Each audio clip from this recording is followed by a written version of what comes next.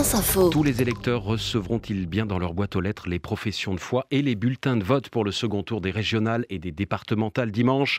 Le gouvernement, en tout cas, assure que tout est fait pour régler le problème après les dysfonctionnements constatés dans la campagne du premier tour.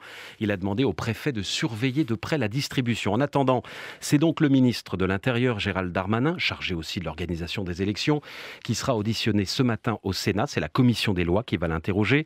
Bonjour François-Noël Buffet. Bonjour. Vous en êtes le président, sénateur Les Républicains également. Est-ce que vous avez une idée tout d'abord du nombre de Français qui n'ont pas reçu la propagande électorale avant le premier tour? Ce qui est certain, c'est que le chiffre annoncé de 21 000 par la ministre Mme Schiappa il y a quelques jours est absolument en deçà de la réalité. Tous les jours, toutes les heures, nous remontent des informations sur des dysfonctionnements sur l'ensemble du territoire national, en grande partie sur les territoires qui ont été distribués par une des deux entreprises. Donc on est sans doute largement au-dessus, mais la commission d'enquête qui se mettra en place permettra d'essayer d'évaluer les choses de façon beaucoup plus précise. Ça se chiffre probablement en centaines de milliers de personnes? Probablement. Depuis toujours, c'est la Poste qui était en charge de cette mission. Pour la première fois, elle a dû partager le marché avec une entreprise privée, Adrexo. C'est le leader français de la distribution de prospectus publicitaires. Est-ce que les dysfonctionnements, à votre connaissance, ont concerné les deux entreprises ou uniquement Adrexo? À ce stade, on pense que ça ne concerne que la société Adrexo. Mais nous allons le vérifier, naturellement. Il n'y a pas d'anathème de départ. Mais pour l'instant, c'est ce que nous constatons. Avec des choses extraordinaires. Des documents retrouvés dans des forêts, distribués, des professions de foi brûlées, des choses non distribuées, déposées dans les boîtes aux lettres ou dans les territoires. C'est tout à fait incroyable ce qui s'est passé. Adrexo est une entreprise en grande difficulté financière qui a recours assez massivement à l'intérim pour distribuer ses professions de foi. Est-ce que l'État a été un peu léger dans le choix de cette entreprise?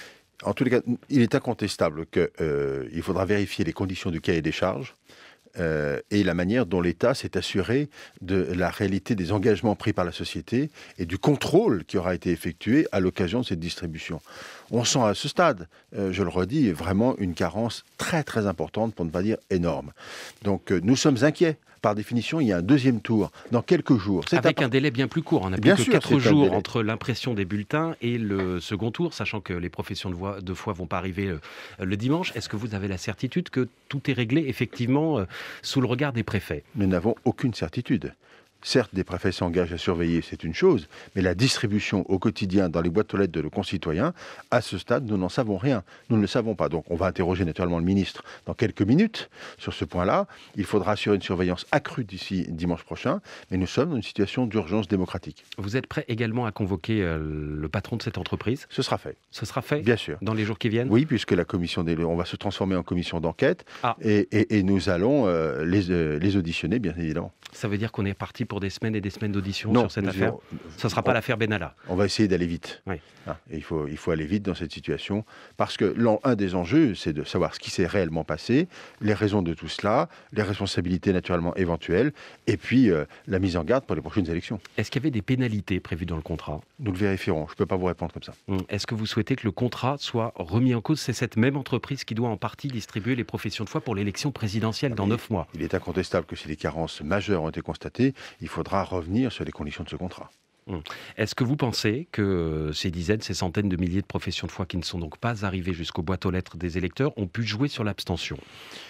Il n'est pas impossible que cela ait joué. Après, dans quelle proportion, nous ne pouvons pas le déterminer. Ce qui est certain, c'est que le vote, qui est l'acte démocratique par nature, la concrétisation de la démocratie par nature, est en grande difficulté pour cette élection dans notre pays, ce qui n'est pas acceptable. Nous avons besoin de sécurité juridique, de sécurité opérationnelle, donc de certitude dans ce qui constitue l'aboutissement de la démocratie. Sur quel point vous allez interroger plus particulièrement le ministre tout à l'heure? Les conditions du contrat, oui. Les conditions de contrôle, les instructions ou les informations que pouvaient avoir les préfets à l'occasion de cette élection, avant le premier tour, les actions qu'ils ont pu mener pendant les opérations électorales et naturellement les précautions prises et les mesures prises d'ici le deuxième tour. Ensuite arrivera le temps de la responsabilité. Est-ce qu'il ne serait pas temps également d'envoyer ces professions de foi, ces programmes des candidats par un autre moyen qui t'a doublonné à la fois dans les boîtes aux lettres et par exemple par électronique? Je pense que le vote par correspondance montre à l'évidence qu'il aurait été victime du système de la même chose, donc pas sûr. Sur le plan électronique, oui, à une condition. Ou les regrouper sur un site internet, tout simplement. Il faut qu'on ait une sécurité juridique. La sécurité technique, pas juridique, mais technique du système. Mais nous irons, incontestablement nous irons, à condition qu'on ait, je le redis, une sécurité technique parfaite, parce que c'est un enjeu de démocratie. Le vote, c'est pas une petite chose. Donc il faut qu'on soit certain que notre système ne puisse pas être piraté. Mais à cette condition-là, si on la remplit, on peut le faire. François-Noël Buffet, président de la commission des lois du Sénat, qui va donc interroger Gérald Darmanin dans une quarantaine de minutes, c'est ça tout à l'heure ? À 8h, précisément. Merci à vous d'être venu ce matin sur France Info. Merci à vous, bonne journée.